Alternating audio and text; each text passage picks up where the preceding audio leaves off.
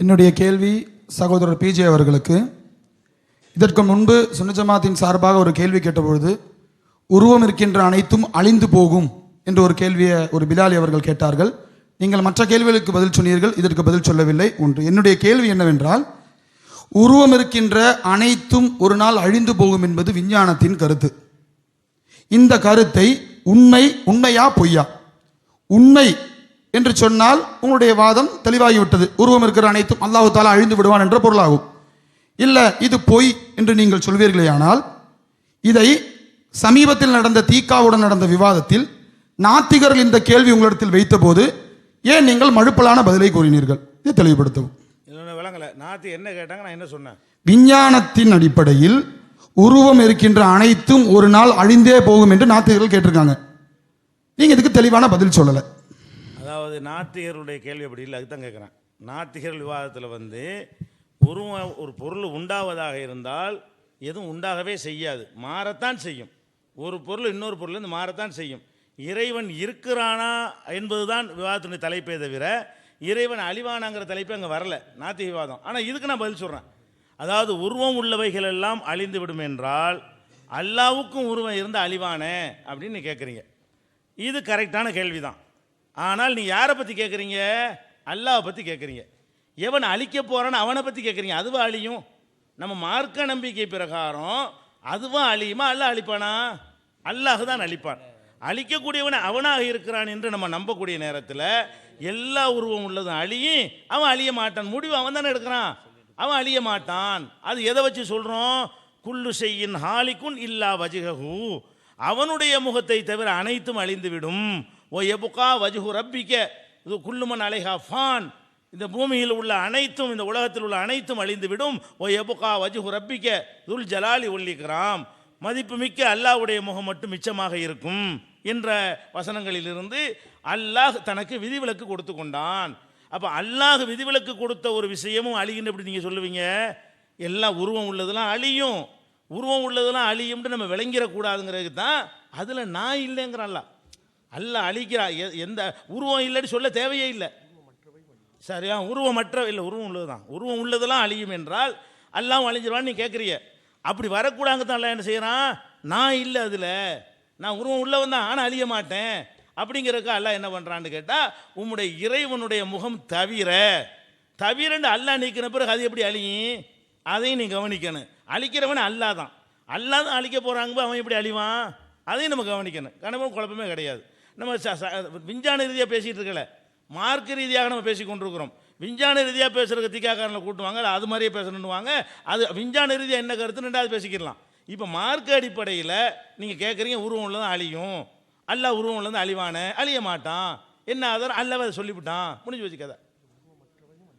அது மட்டும் அழியாமா? அஸ்ஸலாமு அலைக்கும். என் பேர் அப்துல் ஹாலிக். நான் அதாவது ஒரு கேள்வி என்னன்னு சொன்னால், அல்லாவுக்கு இணை இல்லை, துணை இல்லை, மனைவி இல்லை, மக்கள் இல்லை, இதுக்கெல்லாம் நம்ம ஆதாரம் நிறையா குரான்லேருந்து ஹதீஸ்லேருந்து ஆதாரங்கள் இருக்குது. லா ஷரீக லஹு லைஸ கமிஸ்லிஹி ஷையுன் லம் யகுன் லஹு குஃபுவன் அஹத், இல்லை என்பதற்கு பல ஆதாரங்கள் இருக்குது. அது மாதிரி லா சூரத்தில் இல்லா, அல்லாவுக்கு உருவம் இல்லை அப்படின்னு ஏதாவது நஸ் இருக்கா? நஸ் இல்லை. அப்படி எந்த ஒரு நஸ்ஸு குரான்லையும் இல்லை, ஹதீஸ்லையும் இல்லை. அப்போ அல்லாஹ் இல்லைங்கிறதுக்கு ஆதாரம் சொல்ல வேண்டியது இல்லைன்னு சொல்லிட்டு மற்ற எல்லாத்துக்கும் நம்ம சொல்லியிருக்கோம். நான் இந்த கலியக்காவிலை விவாதத்துக்கு பின்னாடி தௌஹீத் ஜமாத்துக்கு வந்தால் என்னுடைய ஆசிரியர்கள் மேலே இருக்கிறவங்க மொய்தீன் ஃபைசி, இங்கே உள்ள மாணவர்களில் ஆலிம்களில் பலர் என்னுடைய மாணவர்கள் தான். நீங்கள் சரியான முறையில் லா சூரத் இல்லா, அல்லாவுக்கு உருவம் இல்லை நஸ்ஸின் அடிப்படையில் நீங்கள் ஆதாரம் சொல்லாட்டினா இந்த விவாதத்துக்கு பிறகு பல பேர் தௌஹீத் ஜமாத்துக்குள்ளே வருவாங்க. உணர்வுகளை தயவுசெய்து காட்டக்கூடாது, கேட்டுக்கொள்ளணும். ஒரே நிமிஷம், இது ஏற்றுக்கொள்ள முடியாது. என்ன காரணம்னா, இந்த கேள்வியில இருக்க தனி நபர் விமர்சனம். நீங்க ஒரு ஆளை குறிப்பிட்டு சொல்றீங்க கேள்வியில. கலியக்காவில வார்த்தை எதுக்கு இங்க கொண்டு வரீங்க? இப்போ மைக்ல பேச வேண்டாம், அமைதியா இருங்க. நீங்க அமைதியா இருங்க, பேசக்கூடாது. உட்காருங்க, பேசாம அமைதியா இருங்க.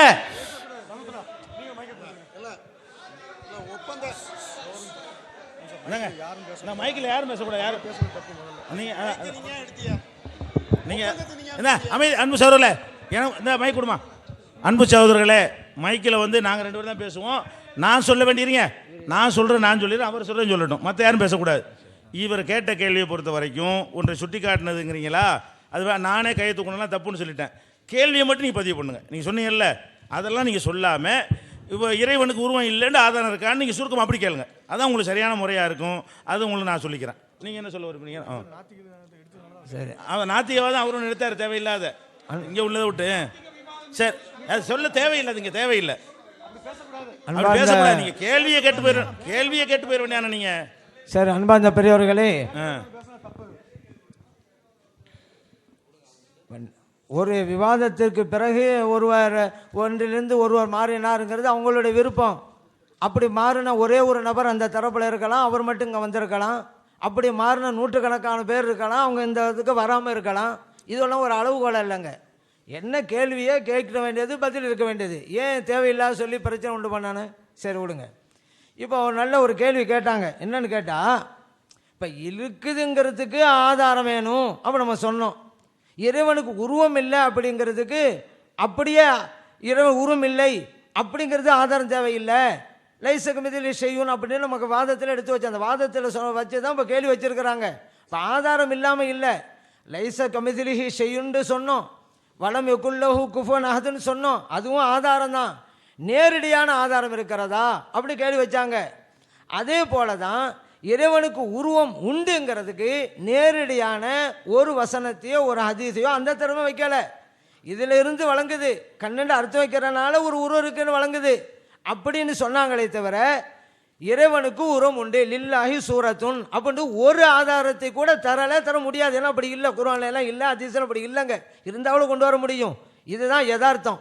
ஆனால் இப்போ ஒரு கேள்வி என்ன வச்சாங்கன்னு கேட்டால், இல்லைங்கிறதுக்கு அல்லாஹ் சொல்லி காட்ட தானே செய்கிறான். உதாரணத்துக்கு லம் எளிது அப்படிங்கிறான், பெறலை அப்படிங்கிறான். அதே போல் இறைவனுக்கு ஆண் மக்கள் இல்லை, அதே போல் மனைவிமார்கள் இல்லை, இப்படிலாம் வரத்தானே செய்யுது. அப்போ இல்லைங்கிறது வரத்தானே செய்யுது அப்படி ஒரு கேள்வி வச்சுருக்கிறாங்க. உண்மைதான். ஏன் அப்படின்னு கேட்டால், அந்த காலத்து மக்கள் இறைவனுக்கு இல்லாததை புகுத்தினாங்க. உதாரணத்துக்கு இறைவனுக்கு மகன் இருக்கிறான் அப்படின்னு சொன்னாங்க. இப்னுல்லா, மசீஹு இப்னுல்லா, உஸைர் இப்னுல்லா அப்படின்னு சொன்னாங்க. ஈசா அலைஹிஸ்ஸலாம் அல்லாஹ்வுடைய மகன், உஸைர் அலைஹிஸ்ஸலாம் அல்லாஹ்வுடைய மகன். தவறான ஒன்று சொன்னாங்களா? அல்லாஹ் மறுக்கிறான், அல்லாஹ்வுக்கு பிள்ளை கிடையாது, லம் யலித் அப்படிங்கிறான். அப்படி ஒரு கருத்து இருக்க போய் அல்லாஹ் தஆலா இது சொல்கிறான். அதே போல் மலக்குமார்களை எல்லாம் பனாத்துல்லா, அல்லாஹ்வுடைய பெண் பிள்ளைகள். ஏன் அப்படி அவங்களும் சொல்ல ஆரம்பித்தாங்க? இறைவனுக்கு உருவம் உண்டுங்கிற ஒரு தவறான ஒரு இருக்க போய் தான் இப்படியெல்லாம் அவங்க சொல்ல ஆரம்பித்தாங்க. ஆனால் அல்லாஹ் தாலா ஏன் அல்லாஹ் தாலாவுக்கு பெண்மக்கள் இல்லைன்னு சொல்லனே, மலக்குமார்களை பெண்மக்கள் அந்த மக்கள் சொன்னதுனால அல்லாஹ் தாலா சொல்கிறான் லம் யலித், அல்லாஹ் பேரலை. அப்போ அப்படி கருத்து இருக்குது. இப்போ இதுலேருந்து என்ன வழங்கு அப்படின்னு கேட்டால், எது சொல்லப்பட்டதோ அந்த காலத்து எது இருந்ததோ அதை மறுக்கிறதுக்கு அல்லாஹ் தாலா இதை சொன்னான் அப்படிங்கிறதான் புரியணும். அப்போ இறைவனுக்கு உருவம் உண்டு அப்படிங்கிறதுக்கு நேரடியான எந்த ஒரு ஆதாரம் இல்லையில. அதனால் இதை ஆதாரமே கொண்டு வந்து அப்போ இல்லைண்டா இறைவன் இல்லைன்னு சொல்லியிருக்கலாம் தானே அப்படின்னு சொன்னாக்க, அந்த அப்போதைக்கு மக்கள் என்ன சொல்கிறாங்களோ அதை தான் மறுக்கணும். அப்போ ஸல்லல்லாஹு அலைஹி வஸல்லம் அவர்கள் இறைவனுக்கு உருவம் இல்லை அப்படிங்கிறத அவங்களோட செயல்பாட்டின் மூலம் காமிச்சிட்டாங்க. இருக்குன்னு சொன்னால் அவங்க விவரிச்சிருப்பாங்க, அப்படி விவரிக்கலை அப்படிங்கிறத நம்ம புரிஞ்சு கொள்ளணும்.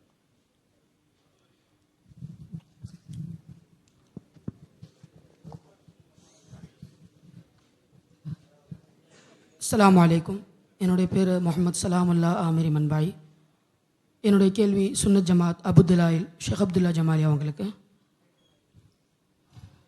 அண்ணன் பிஜே சொல்லும்போது இறைவன் வந்து உருவங்கள் 2 உருவங்களை தனக்கு படுத்து கொள்ளலாம், அதாவது 2 உருவங்களாக வருவான் அப்படின்ற மாதிரி சொன்னாங்க. அதுக்கு குர்ஆன் ஹதீஸ் அடிப்படையில் எந்த ஆதாரத்தையும் வைக்கலை. சரி, அப்படியே இறைவன் 2 உருவங்களை ஆக்கி கொண்டால் குர்ஆனுடைய ஆயத்து அடிப்படையில் அந்த 2 உருவங்களை ஒன்று படைக்கப்பட்டதாக ஆயிடாதா? இது என்னுடைய கேள்வி. என்ன அவங்க கேள்வி கேட்குறாங்க?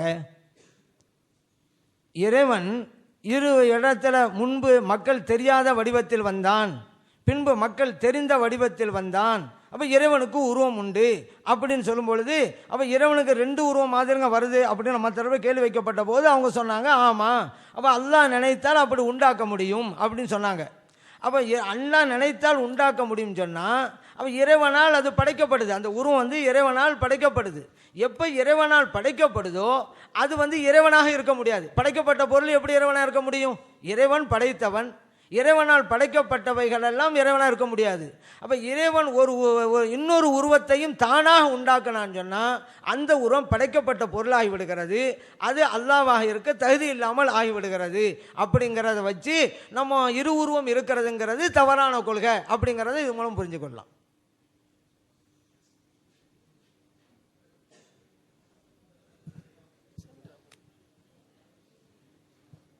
அஸ்ஸலாமு அலைக்கும். என் பேர் ரஸ்மீன், இலங்கையிலிருந்து வந்திருக்கிறேன். என் கேள்வி பிஜி அண்ணங்கிட்ட, இப்போ நடந்த விவாதம்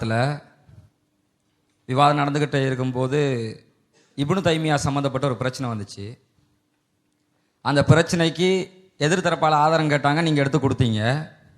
அதை பற்றி ஷேக் அப்துல்லா அவங்க விளங்கப்படுத்துகிற இடத்துல நீங்கள் இப்னு தைமியா சிறந்த அறிஞர், நல்ல அறிஞர் என்று சொல்லி போட்டிருக்கிறீங்க, ஏன் இந்த விஷயத்தில் இப்னு தைமியாவுக்கு மாற்றமாக பேசுகிறீங்க அப்படின்ட்டு சொல்லி ஒரு கேள்வியை கேட்டார். இப்போ எனக்குள்ள கேள்வி என்னென்னு சொன்னால், அப்போ இவ்வளவு காலமாக கிட்டத்தட்ட 30 வருஷங்களாக குர்ஆனும் ஹதீஸும் மட்டும்தான் மார்க்கம் என்று சொல்லி அதை மட்டும்தான் பின்பற்றணும்னு சொல்கிறீங்க. இப்போ இவர் சொல்கிறத பார்த்தா இப்னு தைமியாவுடைய கருத்துக்களை தான் நீங்கள் எடுத்து வைக்கிற மாதிரி ஒரு தோற்றத்தை உண்டு பண்ணுறாரு. அப்போ நீங்கள் மறைமுகமாக இமாம்களை பின்பற்றலாம், இப்னு தைமியாவை தான் நான் பின்பற்றுறேன் அப்படின்ன மாதிரி ஏதாவது கருத்துக்களை சொல்கிறீங்களா? இதை தெளிவுபடுத்தணும்.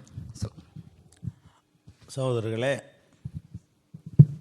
இப்னு தைமியா அவர்களையோ அவர்களுக்கு முன்னர் அல்லது பின்னர் வாழ்ந்த இப்போது வாழ்ந்து கொண்டிருக்கிற எந்த ஒரு அறிஞரையோ பின்பற்றக்கூடாது என்பதுதான் எங்கள் ஜமாஅத்தினுடைய என்னுடைய கொள்கை.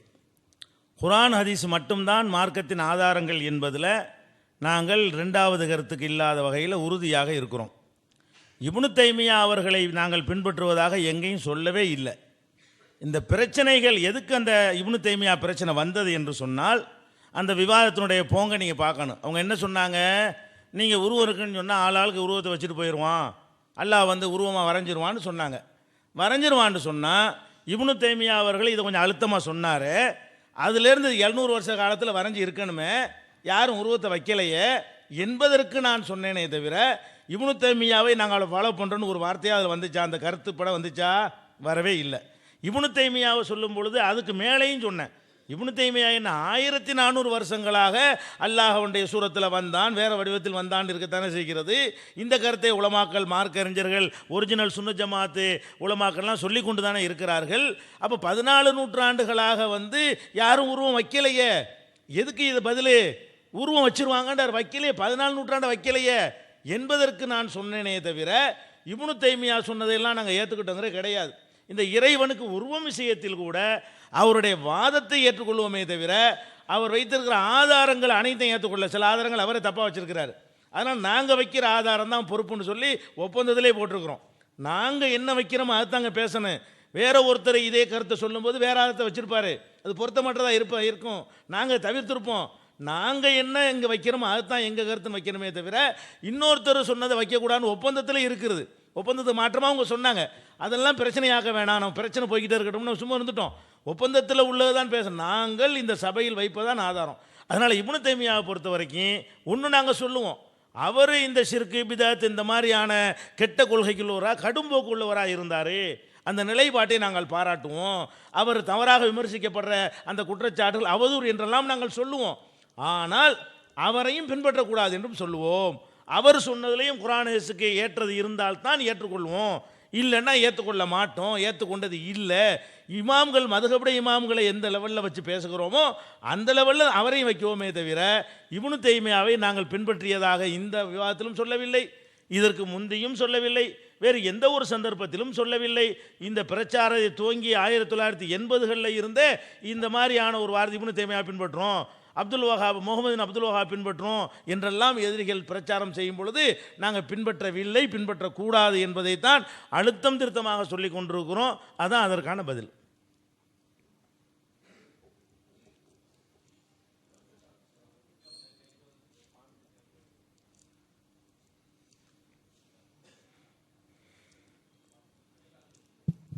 அஸ்ஸலாமு அலைக்கும் வரஹ்மத்துல்லா. என்னுடைய கேள்வி உஸ்தாதுகளிடத்தில், ஹதீஸில் வருகிறது, ஒரு மனிதன் நஃபிலான வணக்கம் அதிகமாக வணங்கினால் அல்லாஹ்விடத்தில் நெருங்கி வருகிறான். எந்த அளவுக்கு என்று சொன்னால், இவன் ஒரு ஜானு வந்தால் அல்லாஹ் தஆலா ஒரு முலம் வர்றான், இவன் நடந்து வந்தால் அல்லாஹ் ஓடி வருகிறான் என்று ஹதீஸில் வருகிறது. அப்படி அல்லாஹ் ஓடி வருகிற பொழுது எவ்வளவு வேகத்திலே ஓடி வருவான்? அப்படி ஓடி வருகிற பொழுது அரிசிலே யாரெனாவது பகரமாக உட்கார வச்சுட்டு ஓடி வருவானா? அப்படி ஓடி வருகிற பொழுது நீங்கள் வாதிச்ச அந்த சாக்கெல்லாம் சொன்னீங்களே, அந்த சாக்கோட தான் ஓடி வருவானா? நரகத்தில் ஒரு கால் வச்சான்னு சொல்லி ஹதீஸில் வருது, அந்த காலும் இங்கே இருக்குமா? எப்படி ஓடி வருகிறான் என்கிற விளக்கத்தை உஸ்தாத் அவர்கள் சொல்ல வேண்டும். அன்பானவர்களே, அல்லாஹு தஆலா ஹதீஸே குதீஸிலே சொல்வதாக நபி நாம் ஸல்லல்லாஹு அலைஹி வஸல்லம் நமக்கு சொல்லி காட்டுறாங்க. ஒரு அடியாரை அவருடைய வணக்க வழிபாட்டு மூலமாக நான் நேசிக்கும்போது அவரை நான் நெருங்குறேன். அவர் என்னை நோக்கி ஒரு ஜான் வந்தால் அவரை நோக்கி நான் ஒரு முலம் நெருங்குகிறேன். அவர் என்னை நோக்கி நடந்து வந்தால் அவரை நோக்கி நான் விரைந்து ஓடி போகிறேன், அவரை நோக்கி ஓடி போகிறேன். அப்படி ஹதீஸ் குதீஸில் இருக்குதுங்க. ஏற்கனவே சொன்னது மாதிரி எந்த இடத்துல இறைவனுக்கு பொருந்துமோ அந்த அர்த்தத்தை தான் கொடுக்கணுங்கிறதுல இந்த இடமும் ஒன்று. அப்படியே தான் வைக்கணும் அப்படின்னு சொன்னால் இங்கே பல சிக்கலை ஏற்படுத்திடும். இப்போ அல்லாஹு தஆலா நம்ம பக்கம் ஒரு முறை நெருங்கி வர்றான், அப்போ எந்த இடத்துல நிற்கிறான்? அல்லாவே தான் வர்றான்டா, இப்போ எப்படி நிற்கிறான்? இப்போ நம்ம நடந்து போனால் அல்லாஹ் ஓடி வர்றான்னா எப்படி ஓடி வர்றான்? இப்போ இந்தியாவில் இருக்கிறாரு ஒரு ஆள், இந்த நல்லடியார், அவரை நோக்கி ஓடி வருவான். அமெரிக்காவில் ஒரு ஆள் இருக்கிறாரு, அவரை நோக்கியும் ஓடி போடுவான். இன்னொரு ஆள் சைனாவில் இருப்பார், அவரை நோக்கியும் ஓடுவான். அப்போ இறைவன் எங்கே தான் ஓடுறான்? அங்கே தான். அதனால தான் அங்கே அப்படி அர்த்தம் வைக்கிறதுங்கிற எல்லா இடத்துக்கும் பொருந்தாது. இங்கே அப்படி வைக்க முடியுமா? அல்லாஹ் அப்படி ஓடுறான்னு சொல்ல முடியுமா? இல்லை, அல்லாஹ் ஓடுவான், நம்மளை மாதிரி ஓட்டம் அல்ல அப்படின்னு விளக்கம் சொல்ல முடியுமா? அல்லாஹ் நடக்கிறான், நெருங்குறான், நம்மளை மாதிரி இருக்க முடியும்னு சொல்ல முடியுமா? அப்போ என்ன அர்த்தம்? எங்க இறைவனுடைய அருளும் அவனுடைய ரஹமத்தும் நம்மை நெருங்குகிறது, அவனுடைய பாதுகாப்பும் நம்ம நெருங்கி வருகிறது, அவனுடைய நேசமும் நம்மை நெருங்குகிறது. அப்படி தான் அர்த்தம் வைக்கணும். இல்லை எல்லா இடத்தையும் அதே அர்த்தம் கூடாது. ஆனால் அப்படி அர்த்தம் வைக்கலைன்னு சொன்னால், ஒரு சில பேருங்க முன்னால் இந்த செலவுசாலின்னு இருந்தாங்கங்க, அவங்களாம் என்ன அர்த்தம் கொடுத்தாங்க அப்படின்னு கேட்டால், எது எப்படி வருதோ அதோடு வச்சுக்கிறோங்க, விளக்குத்து போகாதீங்க. இந்த இப்னு தைமியாவுடைய ஒரு கருத்தை கூட வாசித்து காமிச்சாங்களே, அதுவும் கூட அப்படி தாங்க இருந்துச்சு. எது எப்படி இருக்கோ அப்படி சொல்லுங்கள், நீங்கள் விளக்கம் கொடுத்துட வேணாம். இப்னு தைமியாவும் சரி, அதே போல் இந்த சலஃபுகள்னு சொல்லுவாங்க முன்னோர்கள்னு, அவங்களும் சரி இந்த கருத்தை சொன்னாங்க. அப்படியே நம்புங்கன்னாங்க. ஒன்றை நினைவில் வைங்க, இப்படி சொன்ன எவரும் இப்னு தைமியா உள்பட உருவம் உண்டு, அல்லாஹ்விற்கு உருவம் உண்டுன்னு சொல்லலை. இப்போ அவங்க இப்னு தைமியாவுடைய வாசகத்தை வாட்சி காமிக்கும் போது கூட அல்லாஹ்விற்கு உருவம் உண்டுன்னு இப்னு தைமியா சொன்னது ஒரு இடத்துலையும் கிடையாது. அவங்க வாட்சி காமிச்ச அர்த்தம் என்னன்னு கேட்டால், எப்படி வருகிறதோ அப்படியே நம்புங்கண்டு. அதான் நம்ம சொன்னோம். அவரே அப்படி தானே சொல்கிறாரு, நீங்கள் எங்கே விளக்கம் கொடுக்குறீங்க வானத்துக்கு? அப்போ அவர் சொன்ன விளக்கத்து மாறி போச்சே, அது இப்படி தேவை சொன்னாரா? இந்த வானத்துக்கு மட்டும் விளக்கம் கொடுத்துக்கிறங்க, மற்றதுக்கெல்லாம் அப்படி கொடுக்காதீங்கன்னு சொன்னாரா? அது குர்ஆனில் கண்ணுண்டு வருத, அங்கே மட்டும் மேற்பார்வை கண்காணிப்புன்னு கொடுத்துக்கிறங்க, மற்ற இடத்துலலாம் அப்படி வைங்க அப்படின்னு சொன்னாரா? அவர் எந்த விதி விளக்கும் சொல்லலையே, எல்லாத்தையும் தானே சொன்னார். எப்படி வருதோ அப்படியே கொடுத்துருங்க, விளக்கமே வேணாண்டாரு. அப்போ நம்ம சிலதை மட்டும் விளக்கம் கொடுத்தா அந்த இப்னு தைமியாவுக்கே மாற்றம் செய்கிற சூழ்நிலை தானே வருது. அதெல்லாம் ஒரு நினைவு வைங்க. இப்னு தைமியாவுடைய கருத்தாக இருந்தாலும் சரி, சலஃபுடைய கருத்தாக இருந்தாலும் சரி, அப்படியே விளங்குங்கன்னு சொன்னாங்களே தவிர, அவர்களில் ஒருவர் கூட இறைவனுக்கு உருவம் உண்டு, சூரத்து உண்டுன்னு சொல்லவே கிடையாது. அதான் யதார்த்தம். எந்த கிதாபிலும் இங்கே இப்போ பாருங்க, அதான் யதார்த்தம்.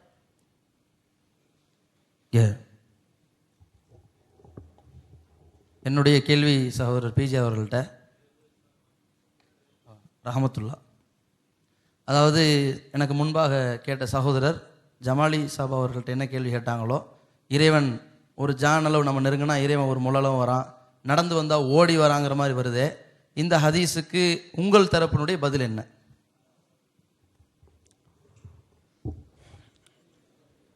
அதாவது அல்லாஹ் அர்ஷில் இருக்கிறான் அப்படின்னு சொல்கிறோம், அது குர்ஆனில் இருக்கிறதுனால சொல்கிறோம். அல்லாஹுடைய காலு பாதத்தை வைப்பான் அப்படிங்கிறோம், அது நம்மளா சொல்லலை, அல்லாஹ்வுடைய ரசூல் சொன்னதை சொல்கிறோம். அப்போ அதுக்கு மாற்றமாக இது வருது அப்படிங்கிறத அந்த கேள்வி. நெருங்கி வருவேங்கிறானே, அப்படின்னு சொல்லி. அப்போ அல்லாஹ்வுடைய அரசில் அவன் இருக்கிறான் என்று சொல்லும் பொழுது இங்கே நெருங்கி வர்றான், ஒரு ஜான் வந்தால் ஒரு முழம் வர்றேன், நீங்கள் என்ன நடந்து வந்தால் நான் ஓடி வர்றேன் என்றெல்லாம் சொல்வது வந்து கண்டிப்பாக நெருக்கத்தை காட்டுற ஹதீஸ் தான், அதில் மாற்று கருத்து கிடையாது. ஆனால் இந்த இதுன்னு சொல்ல போனால் பிச்சைக்காரனை கூட அல்ல நான் தாங்கிறான். இது நல்லடியார்கள் பெரிய நெருக்கமான ஆள் கேட்டுக்கணும்னு சொல்லலை.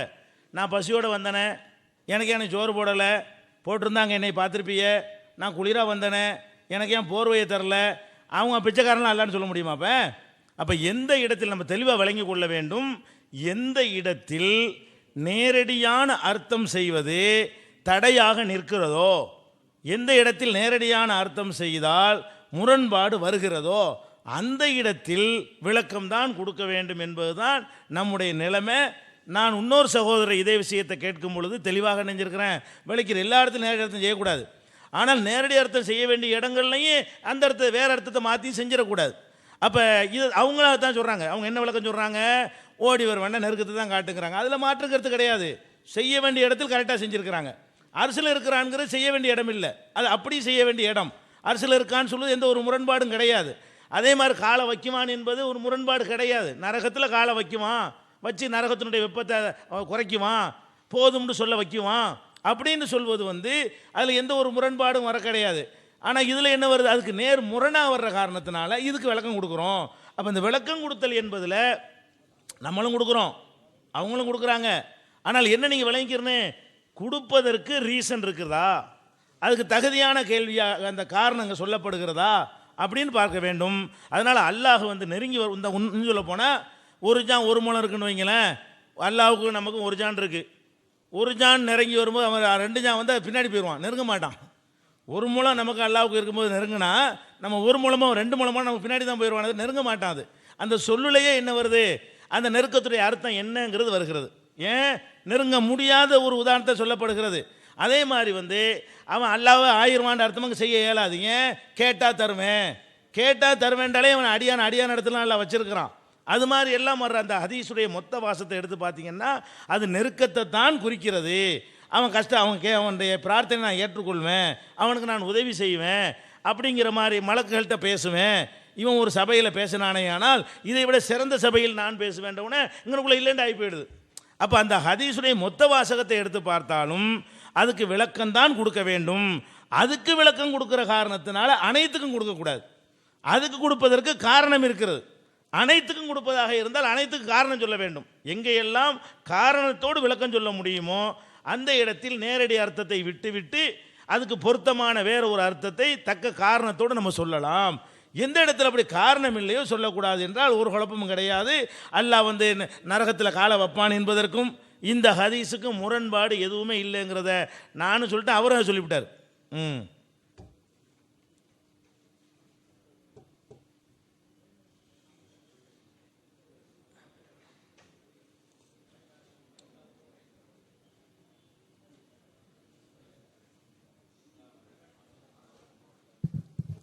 அஸ்ஸலாமு அலைக்கும். என் பெயர் ஷரஃபுத்தீன். நான் ஜமாலி உஸ்தாத் அவர்களை நோக்கி என் கேள்வி, சும்மஸ்தவா அலல் அரிஷி அப்படிங்கிற திருக்குரானுடைய வசனத்திற்கு எதிர் தரப்பினர் அமர்ந்தான் என்ற ஒரு பொருளை தந்தார்கள். அமர்ந்தான் என்ற பொருளை தரும் பொழுது அங்கு ஒரு பிரச்சனை வருகிறது. ஏனென்றால் அமர்ந்தான், அல்லாஹ் அரிஷில் அமர்கிறான் என்றால் அரிஷு அவனை விட பெரியதா, அல்லாஹுவை விட அரிஷு பெரியதா அப்படிங்கிற ஒரு வினா வருகிறது.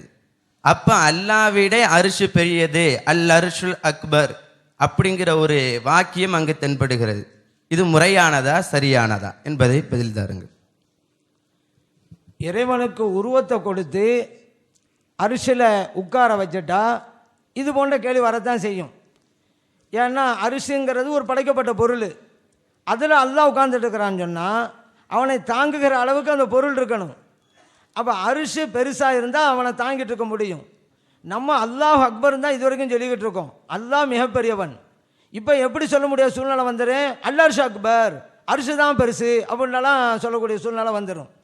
அதனால தான் எந்த அர்த்தம் இறைவனுக்கு பொருந்துமோ அதை கொடுங்க. இப்போ அல்லாஹ் போய் உட்கார்ந்தா உருவத்தை கொடுக்க வேண்டியதாக இருக்குது, ஒரு இடத்துல உட்கார வைக்க வேண்டியதாக இருக்குது, 8 மலக்குகள் தூக்க வேண்டியதாக இருக்குது, தண்ணிக்கு மேலே மிதக்க வேண்டியதாக இருக்குது. ஏன் அரிசி தண்ணீரில் இருக்கிறதாவும் இருக்குதே. அரிசி இறைவனை விட பெரியதுன்னு சொல்லக்கூடிய சூழ்நிலை வருது. இதுவெல்லாம் இறைவனுக்கு சற்றும் தகாதவைகள், அல்லாஹ் கேள்வி கண்டல் செய்கிறது. ஏன் உருவம்னு கொடுக்கறதுனால இவ்வளவு அபாண்டமான பொருள்லாம் வருது. பேசாமல் இறைவனுக்கு பொருத்தமான மீனிங் கொடுக்கலான்ட்டு எல்லோருமே ஒப்புக்கொள்கிறாங்க.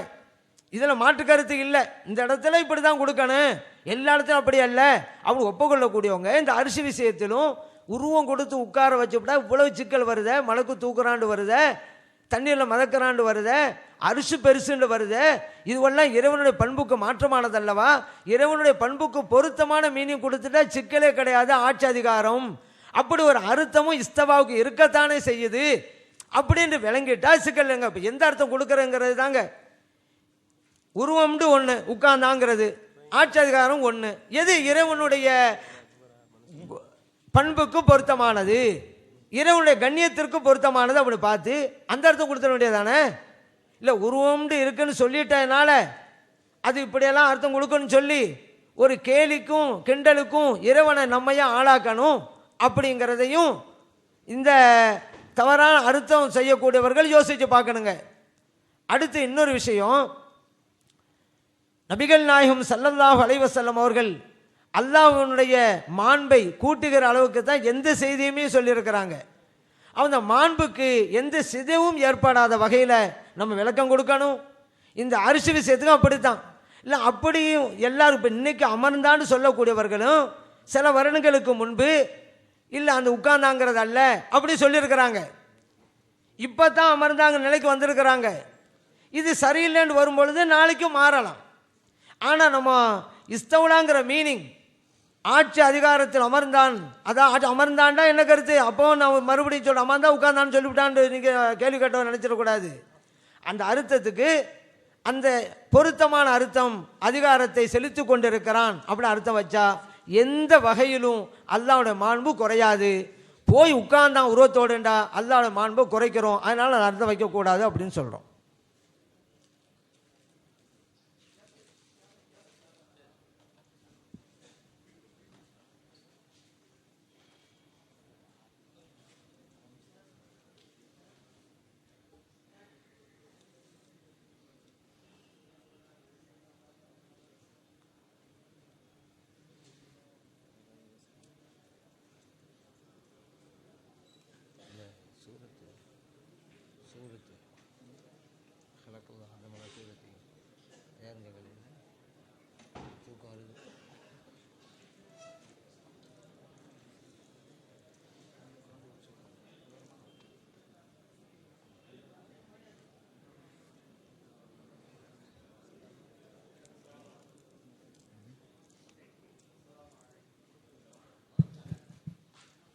அஸ்ஸலாமு அலைக்கும். என் பேர் ஜமால். என் கேள்வி ஷேக் அப்துல்லா ஜமாலிடம். அதாவது அல்லாஹ் அரிசில் இருக்கிறாங்கிறத குர்ஆன்ல அல்லாஹ் சொல்கிறான். அப்புறம் நபி மூசா அலைஹிஸ்ஸலாத்து வஸ்ஸலாம் அவங்க அல்லாஹ்வுடைய அரிசினுடைய காலை பிடிப்பாங்க.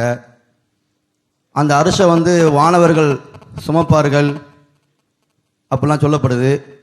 அந்த வானவரை குறிப்பிடும் போது கூட அவங்களுடைய காதும் இந்த சோனை தோல் போச்சத்துடைய நீளம் 200 வருஷத்தினுடைய பயணத்தினுடைய நீளம் என்று கூறப்படுது. இப்போ கேள்வி என்னென்னா, அரிசினா என்ன?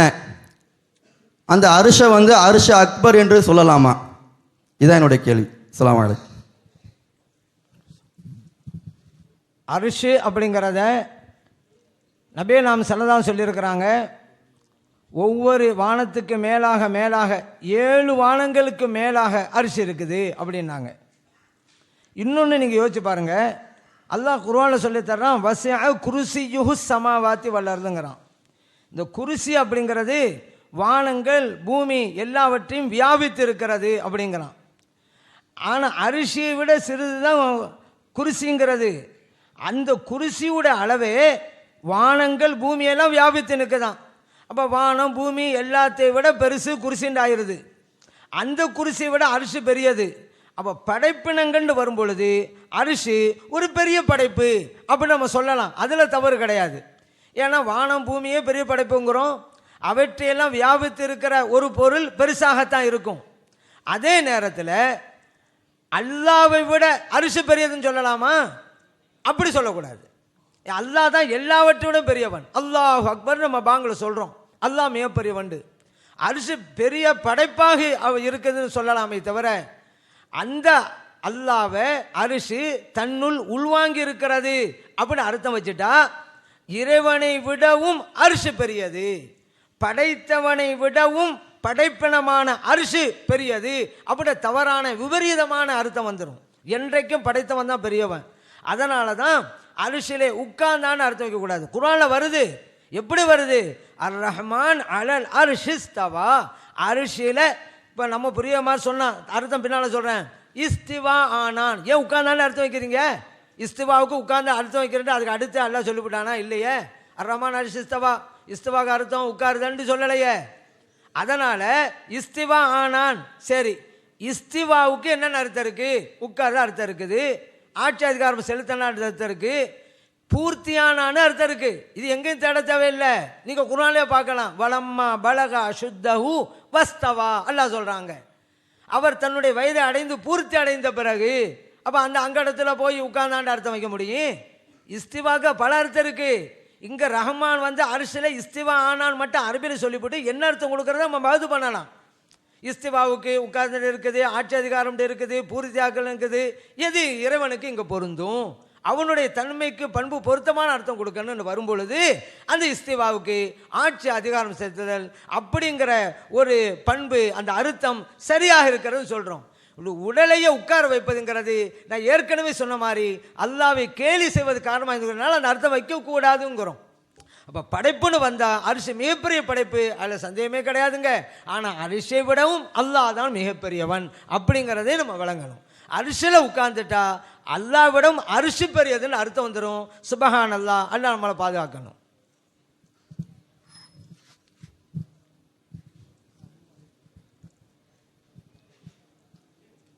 அஸ்ஸலாமு அலைக்கும் வரஹ்மத்துல்லாஹி தஆலா வபரகாத்துஹு. என் பேர் முகமது அபு தாஹிர் ஃபைசி. என் கேள்வி அபு தலாயில் ஜமாலி அவர்களிடத்தில். இப்போ நாம் வந்து உட்காரணும்னு சொன்னால் நமக்கு ஏதாவது சேர் தேவைப்படுது அல்லது தர தேவைப்படுது, அது இருந்தால் தான் நம்மளால் உட்கார முடியும்.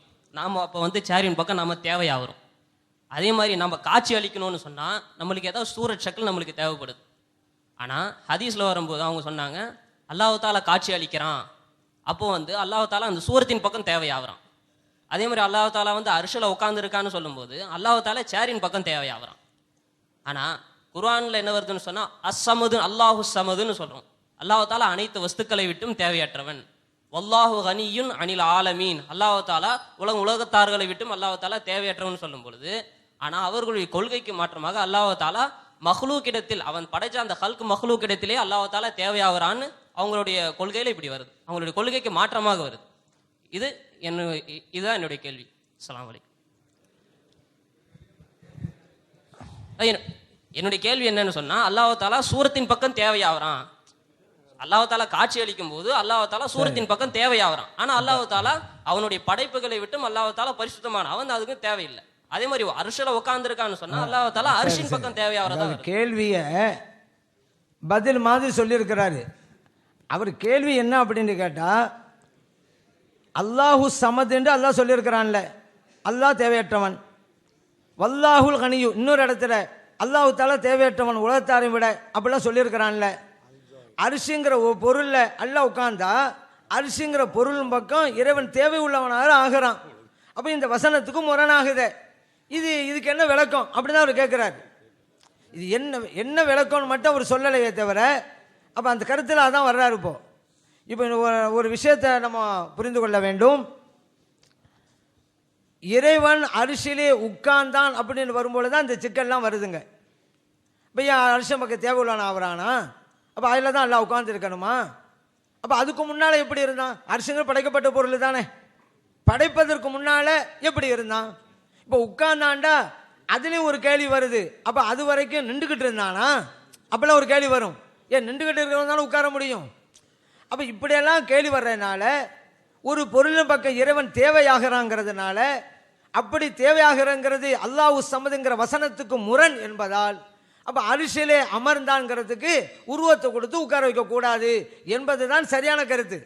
உட்கார வச்சுட்டா அல்லாஹ் இப்போ தேவையாகிறான்னு வந்துடும், அவனுக்கு ஒரு பொருள் தேவை உட்காரதுன்னு வந்துடும். இல்லை இப்போ உட்கார்ந்துட்டு இருக்கிறான் அரிசியில், படைக்கப்படுறதுக்கு முன்னால் அவன் எப்படி இருந்தானோ அப்படி இருந்தான் அப்படின்டா அதையே இப்போ சொல்லக்கூடாது? அரிசை படைக்கிறதுக்கு முன்னால் எப்படி இருந்தான்னு சொல்ல முடியுதுல, அப்படியே தான் இப்போ இருக்கிறான் அப்படி சொல்லிருங்களேன், சிக்கலே கிடையாது. ஏன் அரிசியில் உட்கார வச்சு உருவத்தை கொடுத்து இறைவனை கேலிக்கும் கிண்டலுக்கும் ஆளாகணும் அப்படிங்கிறது தான் நம்முடைய கேள்வி. அதனால் இப்போ இப்படி இருக்கிறான், முன்னால் எப்படி வேணாலும் இருக்கலாம். அதனால் அரிசி பக்கம் தேவை உள்ளவங்கிற விளங்க தேவையில்லை, இருக்கிறான். அல்லாஹ் நினைச்சா அரிசி இல்லாமலும் இருப்பான் அப்படின்னு விளக்கம் கொடுக்கறதை விட, ஒரு பொருளில் இருக்கிறாங்கிறதை விட பேசாமல் அரிசை படைக்கிறது முன்னால் நல்லா இருந்தான்ல, எப்படி இருந்தான் இப்போ அப்படி இருக்கிறான் அப்படி சொல்லிட்டா அல்லாஹ் எதன் பக்கம் தேவையில்லாதவன் வசனம் இருக்குதுல பாதுகாக்கப்படுது. வல்லாஹுல் கனி, அல்லாஹ் தேவையற்றவன் அல்லாஹ் இன்னொரு வசனம் சொல்றான்ல, அந்த வசனமும் பாதுகாக்கப்படுது, இறைவனுடைய கண்ணியமும் பாதுகாக்கப்படுது. அதனால தான் இறைவனுக்கு உருவம் இல்லை அப்படின்னு நம்ம சொல்றோம். என் பேர் முபாரக் அலி. அவங்க சொல்லிக்கிட்டே இருக்காங்க லைசா மிஸ்லி ஷெய்வுன் என்று சொல்லிக்கிட்டேவும், ஆனால் மற்றதெல்லாம் ஒப்பிட்டு காட்டிக்கிட்டே இருக்காங்க. அது ஒன்று. ரெண்டாவது அரிசை பற்றியே பேசிகிட்டு இருக்காங்க. அரிசில் வந்து அல்லாஹ் இருக்கிறான் அப்படின்னு நீங்கள் சொல்லி, அல்லாஹ் அரிசில் தான் இருக்கிறான் வேறு எங்கேயும் இல்லை அப்படின்னு சொன்னதுக்கு அவங்க சில வசனங்களை ஆதாரமாக காட்டி, இந்த வசனங்கள் அடிப்படையில் அல்லாஹ் பூமியில் இருக்கிற மாதிரி வருதே அப்படின்னு சொல்லி இஸ்தவாவுக்கு இஸ்தவுலா என்ற பொருளையே நிலைநாட்ட பார்க்குறாங்க. அதை பற்றி உங்களுடைய கருத்து என்ன? என்னுடைய கேள்வி அதுதான். கேள்வி யாருக்கு? டிஎன்டிஜே. சரி, அதாவது அல்லாஹ் வந்து அரிசில் இருக்கிறான் அப்படின்ட்டு குர்ஆனில் தெளிவாக இருக்கிறது. அவங்களே என்ன சொல்கிறாங்கன்னா, அரிசின்னா அது ஒரு மெட்டீரியல் தான் சொல்கிறாங்க, பிரம்மாண்டமானது, அது ஒரு பொருள், அது கால்லாம் இருக்கும், எல்லா வானத்துக்கு மேலே இருக்குது, குருசியே அதை விட பெருசாக இருக்குது, குருசிக்கு மேலே பெருசாக இருக்கும் அரிசி, இப்படியெல்லாம் இருக்கும். அதை சொல்லி காட்டி அதில் அல்லாஹ் இருக்கிறான்னா என்ன அர்த்தம்? அதை போய் ஆள்றானா? இல்லை அதை ஆள்வதற்கு அதில் என்ன இருக்குங்கிறேன். அப்போ அதை ஒரு பொருளாக இல்லாமல் அது ஒரு ஆற்றலாக சொல்லி காட்டப்பட்டிருந்தா நீங்கள் சொல்லுவது சரியாக வரும். அரிசிங்கிற ஒரு மெட்டீரியலை சொல்லிவிட்டு அதில் இருக்கிறான்னு அல்லாஹ் சொன்ன மெட்டீரியல்னு அவங்க மறுக்கலை. அவங்க வாதங்களில் அவங்களுடைய இப்போது பேசின பேச்சுக்கள்லையும் அரிசின்னு ஒரு பொருள் இருக்கிறது, அது பிரம்மாண்டமானது, குருசி அதை விட சின்னது, அதுக்குள்ளே வானபூமியில் அடங்கிரும், அப்போ அரிசி எவ்வளோ பெருசுன்னு பார்த்துக்கிறங்க என்றெல்லாம் சொல்கிறாங்க. அப்போ அரிசி ஒரு பொருள்னு ஆகிவிடும் பொழுது அந்த பொருள் அவன் இருக்கிறான்ங்கும் பொழுது என்ன அர்த்தம்? ஒரு பொருளாகவும் சொல்லிவிட்டு அதில் அவன் இருக்கிறான்னு சொன்னால் அதுக்கு என்ன அர்த்தம்? நீங்கள் சிந்திச்சு பார்த்துக்கிற வேண்டியதான், வேறு அர்த்தம் கொடுக்க இயலாது.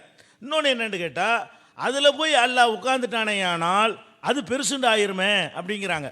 பெருசுன்னா என்ன, ஒரு சைஸ் பெருசுன்னு நினைக்கிறாங்க போல இருக்குது. நம்ம போய் யானை மேலே உட்காந்தா யானை நம்மளோட பெருசாக போயிருமா? நம்ம தான் அப்பவும் பெருசு. நம்ம போய் ரயிலில் உட்காந்தா ரயில் நம்மளோட பெருசாக தெரியும், ரயில் நம்மளோட பெருசாக போயிருமா? நம்ம தான் அப்பவும் பெருசு. பெருசுன்னு சொன்னால் அதை நம்மளை ஆட்டி படைச்சு நமக்கு மேலே ஆதிக்கம் செலுத்தா தான் அது பெருசு. நானாக உண்டாக்கி நான் ஏறி மீதி உட்காந்துக்கிட்டு அது எப்படி பெருசாக போவோம்? சைஸை வச்சு பெருசுமீங்களா? அப்போ அல்லாஹ் அக்பர், சேர் கூட நம்மளோட பெருசாக தான் இருக்கு. சேரு பெருசா நீ பெருசான்னு கேட்டால் என்ன சொல்லுவீங்க? சேர் தான் பெருசு, இவர் சின்னவன் யாராவது சொல்லுவீங்களா? நீங்கள் ஒவ்வொருத்தரும் உட்காந்துருக்கிற சேர் உங்களோட பெருசாக தான் இருக்குது. சில ஆளுக்கு உட்கார்ற சேர் இன்னும் 2 மடங்கு பெருசாக கூட இருக்கு. அப்போ இதை வச்சுக்கிட்டு பெருசு சின்னதுக்கு விளக்கம் எப்படி விளங்கிறான்? அல்லாஹ் அக்பர்னா உருவம் இல்லைங்கிறாங்க, உருவத்தால் பெரியவன் விளங்கி வச்சிருக்கிறாங்க. என்ன விளங்கி இருக்கிறாங்கன்னா உள் மனசில் வாதம் உருவம் இல்லைங்கிறது, ஆனால் என்ன கருத்து உள்ளே இருக்குது? சைஸால் பெரியவன். உருவம் இல்லாதவனுக்கு போட்டு ஏன் சைஸை போட்டு பேசிக்கிட்டு இருக்கிறீங்க? நீங்கள் தான் உருவம் இல்லைங்கிறீங்களே. அப்படியும் நீங்கள் செஞ்சு பார்த்தீங்கன்னு சொன்னால் இது ஒரு இதெல்லாம் பொருத்தமற்ற ஒருன்னு விளங்கிக்கணும். அதுக்கப்புறம் தேவை உள்ளவன், அரசியல் இருக்கிறனால தேவை உள்ளவங்கிறாங்க. அப்போ இதுவும் தவறாக புரிந்து கொள்ளக்கூடியது. தேவைன்னா அல்லாஹ் செய்கிற அனைத்தும் தேவைன்ற அர்த்தமா? மலக்குகளை வச்சு வேலை வாங்குறான் அல்லாஹ் மலக்குகளின்பால் தேவை உள்ளவன், அதனால் மலக்கு இல்லைங்களா? மலக்குகளை வச்சு நல்ல வேலையும் வாங்குறான், ஒவ்வொரு காரியத்தையும் மலக்குகளை கொண்டு செய்கிறான். இந்த மலக்குகளை கொண்டு அல்லாஹ் உயிரை வாங்குறதுனால அல்லாஹுக்கு மலக்கு தேவை. அல்லாஹு சமதுக்கு மாற்றமாக இருக்கிறது, மலக்குனா மலக்கு கிடையாது அப்படி சொல்லிடுவோமா? எவ்வளோ விஷயங்கள் அல்லாஹ் செய்கிறான். அப்போ அல்லாஹ் செய்கிறான்னு சொன்னால் நம்மளே ஒரு மனிதனை எடுத்துக்கொள்வோமே, ஒரு காரியத்தை செய்கிறோம்னு சொன்னால் அது தேவைங்கிறதுக்காக செய்ய மாட்டோம், தேவை இல்லாதையும் செய்வோம். நம்முடைய அந்தஸ்தை காட்டுவதற்காகவும் செய்வோம், நம்முடைய பெருமையை காட்டுவதற்காகவும் செய்வோம். அப்போ அல்லாஹ் ரப்புல் ஆலமீனுக்கு அது தேவையில்லைன்னு நினைக்கிறீங்கல்ல, ரெண்டையும் மிக்ஸ் பண்ணி அர்த்தம் செய்யுங்க. அவன் அரிசில் இருக்கிறான், அரிசின் தேவை இல்லாமலேயே அவன் மலக்குகளை கொண்டு வேலை வாங்குகிறான், மலக்குகளின்பால் தேவையில்லை. என்ன அர்த்தம் அதுக்கு? நினைத்தால் மலக்கு இல்லாமலும் அவன் வேலை செய்வான். அவன் இந்த மலக்கை வச்சுக்கிற ஒரு பெருமைன்னு அவன் நினைக்கிறான், வச்சிருப்பான். ஆனால் அதிலிருந்து அல்லாஹு சமதுக்கு மாற்றன்னு விளங்குவீங்களா? மலக்குகளை அவன் வைத்திருந்தால் அது தேவை உள்ளவன் நீங்கள் விளங்குவீர்களே. ஆனால் செய்யலாம் அது மாதிரி ஒரு வச்சுருந்தேன். 6 நாளில் வானத்தை படைச்சாங்கிறான். பார்த்தீங்களா? அல்லாஹ்வுடைய பலவீனத்தை பார்த்தீர்களா? 6 நாள் இதுக்கு தேவைப்பட்டிருக்கு அவனுக்கு, அப்படிலாம் சொல்ல முடியுமா? அவன் 6 நாளையும் படைப்பான், 60 நாளையும் படைப்பான், 6 செகண்ட்லையும் படைப்பான். அவன் விரும்பினதை செய்வான். அதான் அவனுடைய ஆற்றலுக்கு அளவா? 6 நாளில் படைச்சான்னு வந்ததுனால அல்லாஹ்வுடைய ஆற்றல் என்ன தெரியுமா? இந்த வானத்தை படைக்கிறதுக்கு அவன் 6 நாள் தேவைப்படும். அப்படி அர்த்தம். குன்ஃபையக்கூன் அவனுடைய ஆற்றல், ஆற்றல் குன்ஃபையக்கூன். அதுக்காக அனைத்தையும் செய்வதல்ல. இதை தூக்கி தள்ளுவதற்கு எனக்கு ஆற்றல் இருக்கு, ஆனால் நான் இதை மட்டும் தூக்குவேன், என்ன விரும்பின நான் செய்வேன். மனிதனை அது மாதிரி செய்யும்போது உடனே அல்லாஹ் ஒன்று செஞ்சால் உடனே தேவை உள்ளவன் நினைச்சிங்கன்னு சொன்னால் அவ்வளவையும் மறுக்க வேண்டி வந்துடும். நிறைய விஷயங்களை என்னை வணங்குவதற்காக உங்களை படைச்சிருக்கேங்கிறான். அது இதிலிருந்து அல்லாஹ்வுக்கு நம்ம வணங்குவது தேவை என்று தெரிகிறது. அப்படி தானே வருது. ஒமா ஹலகுத்துல் ஜின்ன ஒல் இன்ஸ இல்லா லியஅபுதூன். என்னை நீங்கள் வணங்குறதுக்கு தான் உங்களை படைச்சிருக்கிறேன். அப்போ அல்லாஹ்வுக்கு நம்ம வணங்குவது தேவை. அல்லாஹு சமதுன்னு சொல்லிவிட்டான், அதனால வணங்க வேண்டிய தேவை கிடையாது, ஏன்னா அல்லாஹ் தேவையற்றவன். அப்படி நீங்கள் இதெல்லாம் விளங்குவீர்களே. ஆனால் அந்த தேவை அதையும் அப்படி விளங்கிக் கொள்ளுங்கள். என்ன புரிந்து கொள்ளணும்? அரிசி இருக்கிறது, அது அவனுக்கு தேவையில்லை. அரிசின் மீது இருக்கிறான், அது அவனை விட பெரியது இல்லை. மலக்குகள் இருக்கிறார்கள், மலக்குகள் தேவையில்லை. 6 நாளில் படைத்தான், அதுதான் அவனுடைய சக்தி இல்லை. விளங்க வேண்டியதை ஒழுங்காக விளங்கினா என் குழப்பம் வருது. இதுதான் பிரச்சனை. அதனால அரசின் மீது இருக்கிறதுனால அது பெருசாகி விடவும் செய்யாது, அது அல்லாஹ் தேவை உள்ளவன் ஆகிவிடாது. டைம் முடிஞ்சா?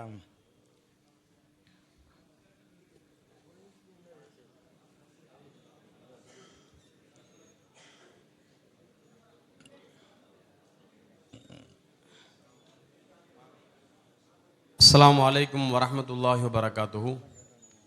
நான் கேட்கின்ற கேள்வி ஷேக் அப்துல்லா ஜமாலி உஸ்தாதன் அவர்களுக்கு. ஹுதைபியாவுடைய உடன்படிக்கையில் உஸ்மான் ரலியல்லாஹு தஆலா அன்ஹு மக்காவுக்கு அனுப்பி வச்சாங்க. அங்கே கொல்லப்பட்டுட்டாங்கன்னு வதந்தி வருகின்ற பொழுது பெருமானார் தன் கரத்தை நீட்டி ஹாதா எதி உஸ்மான், தன் கரத்தை பெருமானார் என்னுடைய கரம் என்றார்கள். எல்லா சஹாபாக்களும் கரத்தை வைத்த பிறகு இன்னொரு கரத்தை பெருமானார் மேலே வைத்து எதுல்லா என்று சொன்னார்கள். அதை அல்லாஹ்வும் குர்ஆன்ல சொல்றான், எதுல்லாஹி ஃபௌக ஐதிஹிம்ங்கறான். இவங்க சொல்ற பிரகாரம் பார்த்தோம்னா இது அல்லாஹ்வுடைய கையா அல்லது பெருமானாருடைய கையா, நேரடியாக அர்த்தம் வைத்தால் என்ன பிரச்சனைலாம் வரும் அப்படிங்கிற செய்தியும் சொல்லணும். அத்தோடு இந்த ஹதீஸ் புகாரியும் பதிவு செய்யப்பட்டிருக்கிறது. இந்த புகாரி இமாம் என்பவர் பெருமானாருடைய சொல்லுக்கோ அல்லது அல்லாஹ்வுடைய சொல்லுக்கோ கட்டுப்பட்டாக வேண்டும் என்ற செய்தி கிடையாது. இவங்க பின்னால் காலத்தில் வந்தவங்க. இந்த புகாரி முஸ்லீமை நம்ம தலையில் வச்சு கொண்டாடுறோம், ஆனால் இவங்களை கொண்டாடித்தான் ஆகணும், மற்றவங்களாம் மறுத்தான் ஆகணும் அப்படிங்கிறது அல்லாஹ் ரசூல் சொன்னாங்களா அப்படிங்கிறது தெளிவுபடுத்தணும். சகோதரர் கேட்ட முதலாவது கேள்வி, நபிகள் நாயகம் ஸல்லல்லாஹு அலைஹி வஸல்லம் அவர்களுடைய கையை இந்த ஹுதைபியா உடன்படிக்கை சம்பந்தப்பட்ட நிகழ்ச்சியில் யதுல்லா அல்லாஹ்வின் கைங்கிறான். யதுல்லாஹி ஃபௌக ஐதிஹிம், அல்லாஹ்வுடைய கை சஹாபா பெருமக்களுடைய கைகளுக்கு மேலே இருந்தது அப்படின்னு குர்ஆனில் வருதுங்க. அப்போ அல்லாஹ்வுடைய கையுண்டா கையன்னு தான் வைக்கணும் அப்படின்னு சில பேர் சொல்கிறாங்கல்ல. கையுண்டா கை தான், கண்ணுண்டா கண்ணு தான் அப்படின்னு சொல்கிறாங்கல்ல. ஆனால் சில இடங்களில் அப்படி வைக்க மாட்டோம், பொருந்தாது. சரி, இப்படி சொல்லக்கூடியவங்க இங்கே நபிகள் நாயகம் ஸல்லல்லாஹு அலைஹி வஸல்லம் கையைத்தானே அல்லாஹ்வோட கைன்னா, அப்போ நபிகள் நாயகம் ஸல்லல்லாஹு அலைஹி வஸல்லம் கை அல்லாஹ் எதுல்லான்ட்டான்ல, அல்லாஹ்வோட கைன்னு சொல்லுங்க அப்படி சொல்லலாமா? அப்படி சொல்லக்கூடாதுன்னு விளக்கம் அப்படி கேட்டுக்கிறாங்க. இப்படி சொல்லக்கூடாதுங்க. ஏன் நம்ம கொள்கையே என்ன தான், அப்படியே புரியாதுங்கன்னு தானே. இப்போ முன்னால் உள்ள பதிலில் கூட அல்லாஹ் தஆலா 6 நாளில் படைச்சான், அப்போ அந்த அளவுக்கு பலவீனமா அப்படி தானே இருக்குது, அப்படி புரியாதுங்கன்னு தான் நம்ம சொல்கிறோம். இப்போ நம்ம என்னண்டா இருக்கிறது அப்படியே புரியணும், அப்படியே புரிஞ்சாலும் பல சிக்கல் வருன்னு தானே சொன்னோம். 6 நாள் சொல்லாமா? இப்போ நம்ம புரிஞ்சிருக்கிற நாள் அப்படிங்கிறது வானம் பூமியெல்லாம் படைக்கப்பட்ட பிறகு தானே. ஒரு நாளுங்கிறது சூரியன் பூமி இதை வச்சு தானே நம்ம சொல்கிறோம் ஒரு நாள் உண்டு. அப்போ தானே அல்லாஹ் வானத்தையே படைக்கிறான், பூமியை படைக்க. அப்போ நாளே இல்லை. அப்போ 6 நாள்லாம் என்ன? இப்போ அப்படிங்கும் பொழுது 6 நாள் 6 நாள்லே சொல்லுங்க, அவ்வளோ பலவீனப்படுத்துங்க அப்படின்னு சொல்லக்கூடாங்கிற எங்கள் கொள்கை.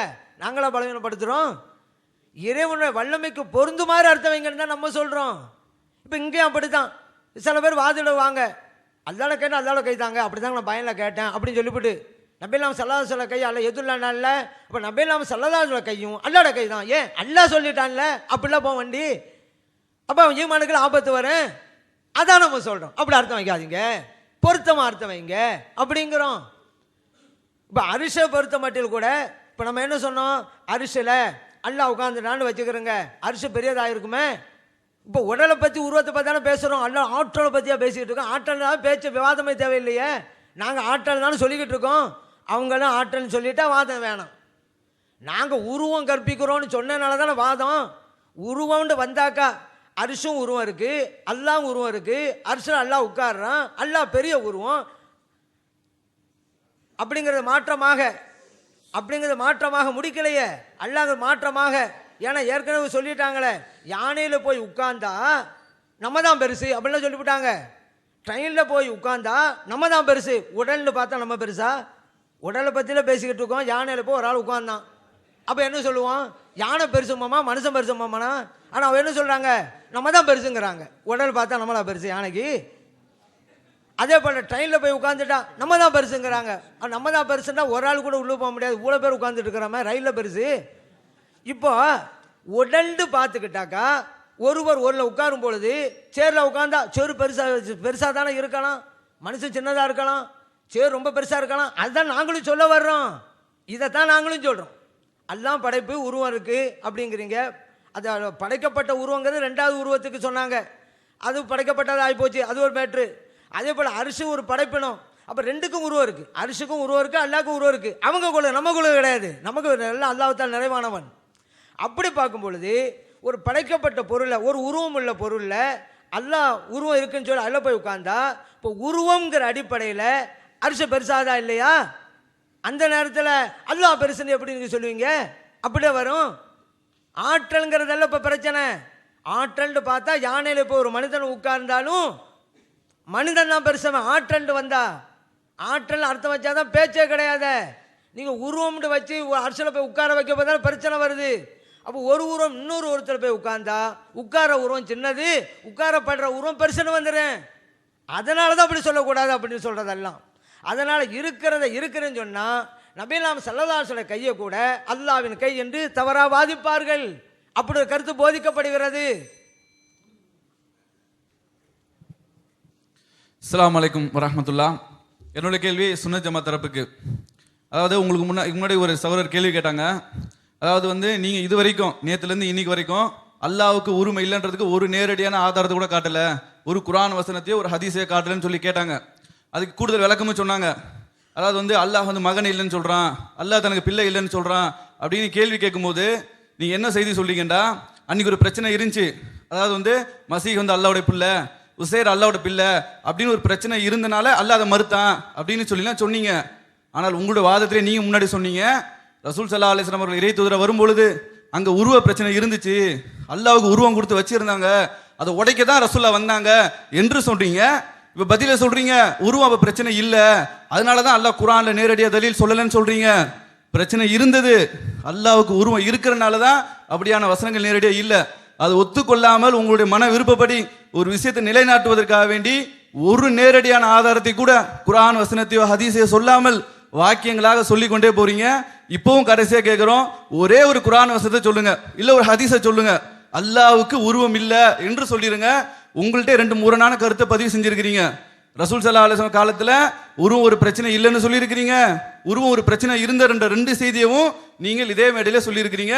அது முரணுக்குரிய பதிலையும் சொல்லுங்க, தலீல் ஒன்னே சொல்லிருங்க, அப்ப ஒரு திருப்தியா போயிருவோம் இன்ஷா அல்லாஹ். அஸ்ஸலாமு அலைக்கும்.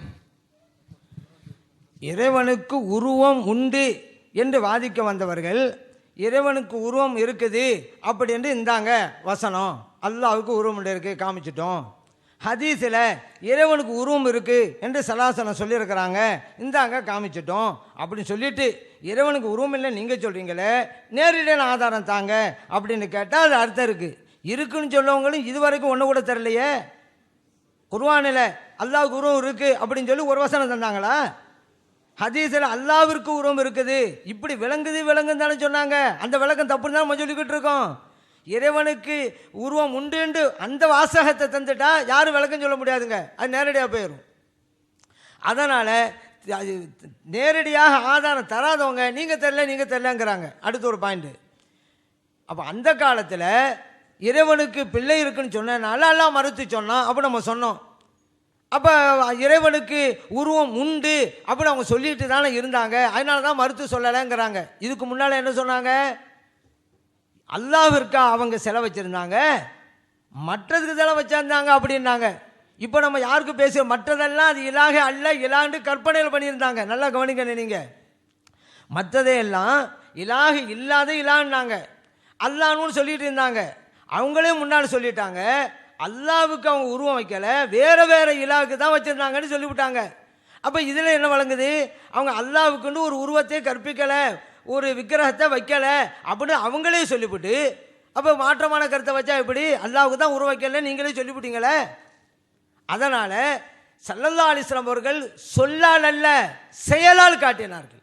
ஸல்லல்லாஹு அலைஹி வஸல்லம் உடைய சொல்லும் ஹதீஸு தான், அவருடைய செயலும் ஹதீஸு தான், அவர்களுடைய அங்கீகாரமும் ஹதீஸ் தான். சொன்னாதான் செய்வோம், செஞ்சால் கேட்க மாட்டோம். மேல தூக்கி போட்டு உடைச்சது எதுக்கு? கூடாதுங்கிறதுனால தானே. இதுக்கு மாற்றம்னு ஒன்று இருந்தால் அங்கே விளக்கியிருப்பாங்களா இல்லையா நபி நாம் ஸல்லல்லாஹு அலைஹி வஸல்லம்? ஏன் விளக்கலை? இல்லை, உருவம் இல்லை, செஞ்சில காமிக்கிறாங்க.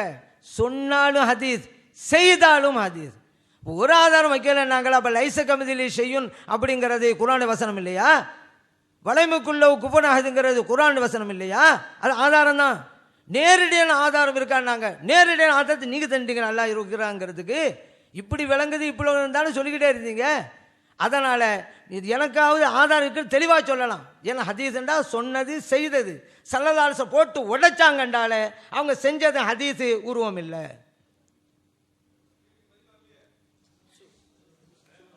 வேற என்னங்க?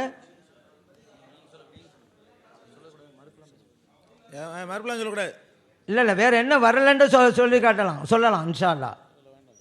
அதான் ஒரு கேள்வி கேட்க 2-3 கேள்வி வந்தால் ஒன்று இயற்கையாக விடுபடும். மறுபடியும் ஆடியன்ஸ் மறுப்பு சொல்லக்கூடாதுமா.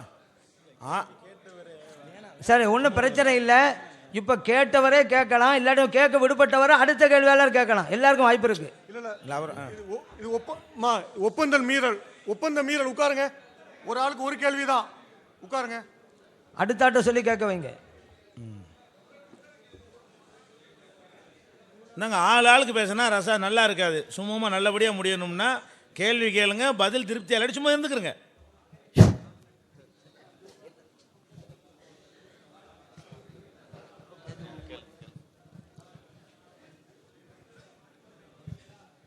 அஸ்ஸலாமு அலைக்கும். என்னுடைய கேள்வி ஜமாலி உஸ்தாத் அவர்களுக்கு. இங்கே நடைபெற்று கொண்டிருக்கின்ற விவாதம் சுன்னத்துல் ஜமாத் ஐக்கிய பேரவையினுடைய சார்பாக இறைவன் உருவமற்றவன், டிஎன்டிஜே சார்பாக இறைவனுக்கு உருவம் உண்டு என்ற மைய பொருளை வைத்து வாதாடி கொண்டிருக்கிறோம். ஒரு முஸ்லிக்கினுடைய ஒப்புதல், கற்சிலை என்றாலும் கற்பனை என்றாலும் கம்பனே உனை மறைவேன் என்று அவன் சொல்லுகிறான். சிலை என்பதும் விக்கிரகம், அதே போல கற்பனையாக உன்னை வடிவமைத்து அதை ஆராதனை செய்வதும் அதுவும் விக்கிரகம்தான். அது சிறுக்கான ஒரு காரியம்.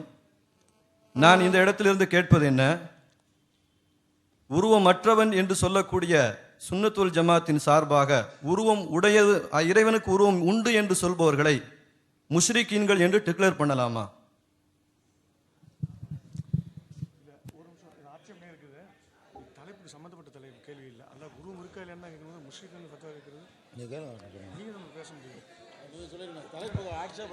அன்பு சகோதரர்களே, இந்த மாதிரி கேள்வி அலோவ் பண்ணீங்கன்னா பிரச்சனை இல்லை. அது மாதிரி தான் நம்மளும் கேட்போம். நீங்கள் கேள்வி கேட்பது விளக்கத்தை தெரிவதற்கு கேட்கணுமே தவிர இது சரியான்னு இந்த மாதிரி கேட்குறதா இருந்தால் நம்ம அது மாதிரிலாம் கேட்கக்கூடாதுன்னு கண்ட்ரோலில் வச்சுருக்கிறோம். நீங்கள் கேட்டிங்கன்னா பிரச்சனை இல்லை. அது மாதிரி தான் கேள்விகள் வரும். அப்புறம் பிரச்சனை எங்களை குற்றச்சாட்டு சொல்லக்கூடாது. ஒரு ரூல்னால் ரூல் படி எல்லாரும் போகணும். இது கேள்வியா? இது தலைப்பில் உள்ளதா? இதுக்கு என்ன உண்டுங்கிறீங்களா இல்லைங்கிறீங்களா? அதை சொன்னீங்க, இதை சொன்னீங்க, அது அனுமதிக்கலாம்டா அனுமதிக்கலாம்னு சொல்லுங்க. அனைவருக்கும் அனுமதிக்கணும், அப்ஜெக்ஷன் பண்ணக்கூடாது.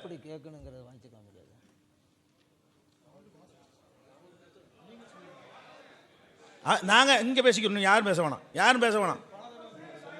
நாங்கள் பார்த்துக்குறோங்க, நீங்கள் பாட்டுக்கிறீங்க. நீங்கள் உட்காருங்க, யார் உட்காருங்க, நாங்கள் பார்த்துக்குறோம். நம்ம சைடில் யாரும் பேசக்கூடாது, யாரும் பேசக்கூடாது.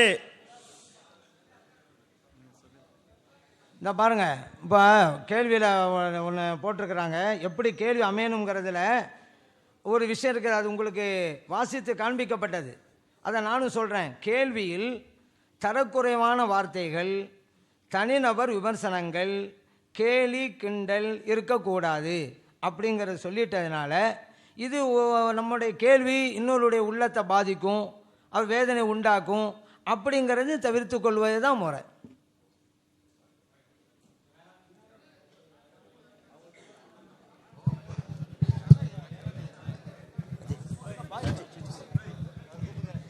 நான் காயல் பட்டணத்தை சார்ந்தவன். நான் என் பெயர் MK சாம் ஷிஹாபுதீன். நான் நேற்றிலிருந்து காலையிலிருந்து இன்று வரைக்கும் நான் இங்கே உட்கார்ந்து கொண்டிருக்கிறேன்.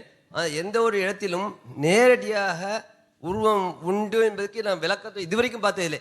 இப்படி அது இதன் மூலம் இப்படி விளங்குகிறோம் தான் நம்ம தெரிஞ்சதே ஒழிய டைரெக்டாக குரானில் சின்ன ஒரு ஆயத்து அல்ல ஹதீஸில் ஒரு சின்ன இது டைரெக்டாக இருக்கணும், அது மாதிரி எதுவுமே நான் சொன்னது இல்லை. அது சகோதரர் பிஜே அவர்களுக்கு கேட்கிறேன். அன்பு சகோதரர்களே, முதலாக நான் எடுத்து வைத்த ஹதீஸிலேயே உருவங்கிற சொல்லை பயன்படுத்தி தெளிவான வார்த்தைகளை கொண்டு முதல் ஆதாரத்தை நான் வச்சுருக்கிறேன். ஆனால் உருவம் இல்லைங்கிறதுக்கு தான் ஒரு ஆதாரம் வைக்கப்படவே இல்லை. எப்படி வைக்கிறோம்?